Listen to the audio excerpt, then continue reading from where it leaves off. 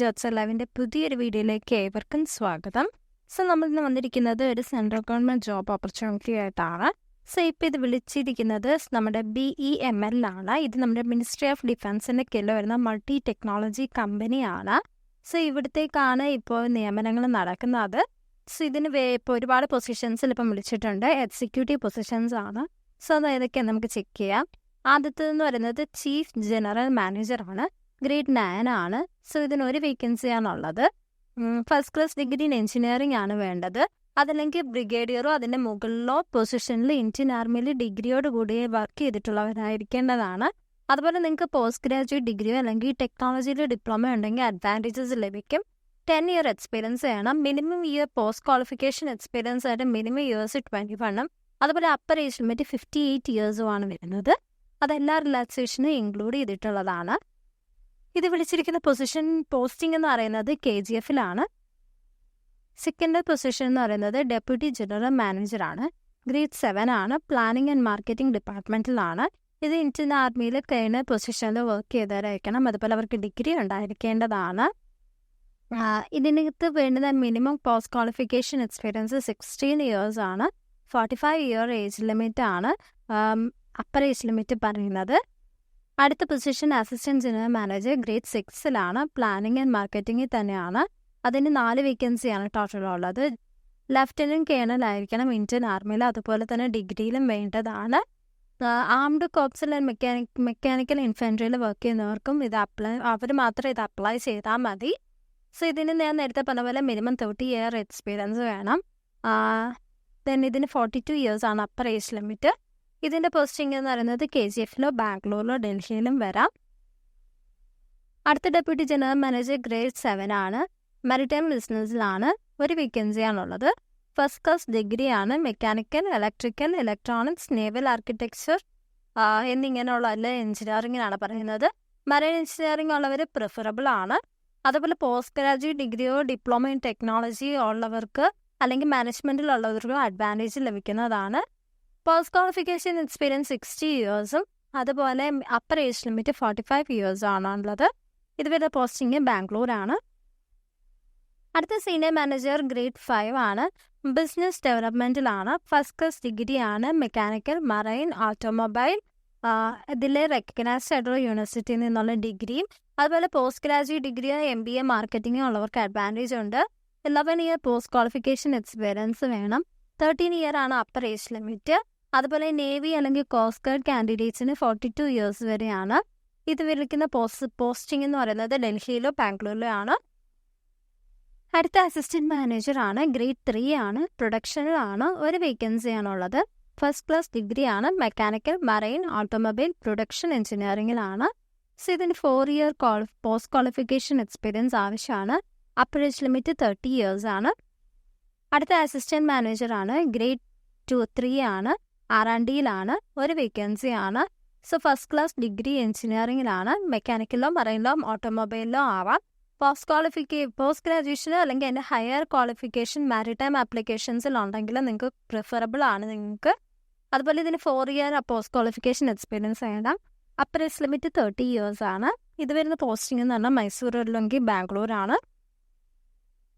അടുത്ത എഞ്ചിനീയർ അത് മാർക്കറ്റിംഗിലാണ്. ഗ്രേഡ് 2 പോസ്റ്റാണ്. ഒരു വേക്കൻസിയാണുള്ളത്.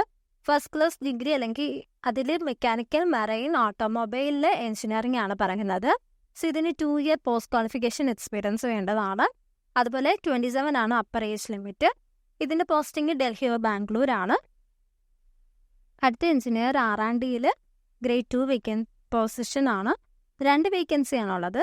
മെക്കാനിക്കൽ, മറൈൻ, ഇലക്ട്രോണിക്സ് ആൻഡ് കമ്മ്യൂണിക്കേഷനിൽ first class degree in engineering ആണ്.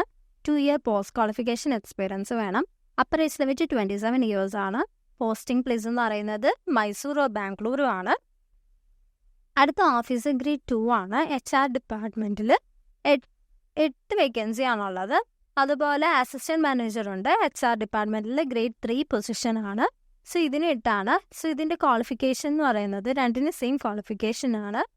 ഫസ്റ്റ് ക്ലാസ് ഗ്രാജുവേറ്റ് ആണ്. അതുപോലെ തന്നെ 2 ഇയർ ഫുൾ ടൈം MBA പഠിച്ചിരിക്കണം. അതല്ലെങ്കിൽ MSW അതല്ലെങ്കിൽ MA സോഷ്യൽ വർക്കിലോ വേണ്ടതാണ്. അതല്ലെങ്കിൽ നിങ്ങൾ പോസ്റ്റ് ഗ്രാജുവേറ്റ് ഡിഗ്രിയോ diploma in personal management and industrial റിലേഷൻസിൽ 2 ഇയർ ഫുൾ ടൈം കോഴ്സ് എടുത്താലും മതി. സോ ഇതിന് 2 ഇയർ ഇപ്പം നിങ്ങൾ അയക്കുന്ന ഓഫീസ് ഗ്രേഡ് 2 പൊസിഷനിലാക്കുകയാണെങ്കിൽ 2 ഇയർ പോസ്റ്റ് ക്വാളിഫിക്കേഷൻ എക്സ്പീരിയൻസ് ആണ്. Upper age limit 27-ഉം.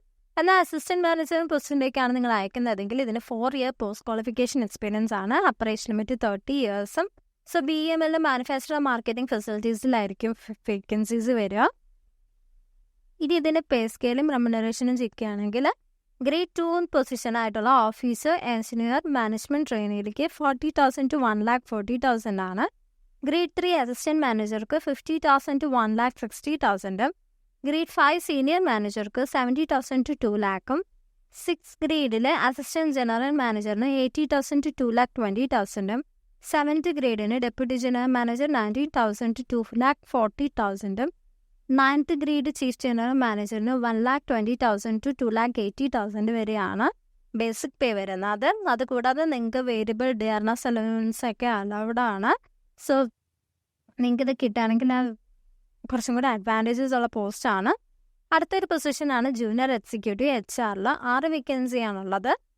So first class graduate ആണ് വേണ്ടത്.